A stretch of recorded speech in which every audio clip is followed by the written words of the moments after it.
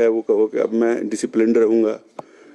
ऐसा है कि अगर आप किसी का कत्ल कर देते हैं और बाद में माफ़ी मांग लेते हैं तो व्यक्ति जीवित थोड़ी हो जाएगा, और कत्ल की सज़ा तो जो होती है वही रहेगी। तो ये सेम वही परिस्थिति है। तो पहले ही आपको आते ही डिसिप्लिन में अगर आप आ गए होते तो आज 2 वर्ष होने को आ रहे हैं तो ऐसी परिस्थितियां पैदा नहीं होती। देखिए, ये वित्तीय कुप्रबंधन के चलते ऐसी परिस्थितियां प्रदेश के अंदर पहली बार पैदा हुई हैं। पहली बार है कि जो हमारे कर्मचारी हैं, पेंशनर हैं, उनकी जो है वो सैलरी नहीं डली और इस बार पेंशन नहीं डली साथ में, तो जो उनकी EMI जानी थी, बाकी और जो पारिवारिक अपनी जिम्मेवारियों का वहन करते हैं, तो वो सारी चीज़ें रुक गई हैं।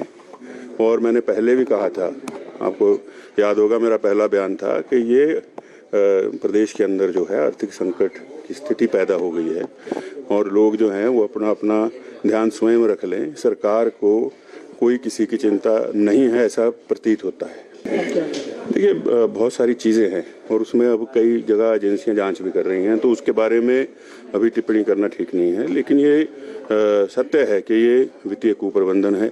आपका अभी हाल ही में 2000 करोड़ जो है वो नाबार्ड का RIDF में ट्रेंचेस का पैसा जो है वो आपने वापस भेज दिया केंद्र को।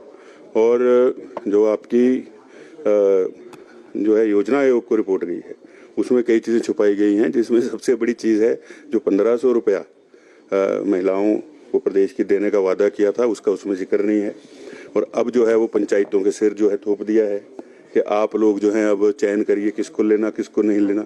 कहाँ ये शुरू हुआ था कि सबको देना है और अब ये परिस्थिति पैदा हो गई है। तो ऐसी चीज़ों के ऊपर सरकार को जो है अभी सदन चल रहा है और जो बार बार मुख्यमंत्री कहते हैं कि 27 तक जो है हम लोग जो हैं आर्थिक जो स्थिति है इसको ठीक कर लेंगे और 32 तक देश की सबसे बड़ी अर्थव्यवस्था बन जाएंगे, तो उसके ऊपर अपना रोड मैप बता दें, श्वेत पत्र जारी करें कि ये चीज़ें हैं, इनको करके जो है ये प्रदेश आगे की ओर बढ़ेगा, तब तो कोई विश्वास करेगा। सिर्फ बोलने से थोड़ी होगा।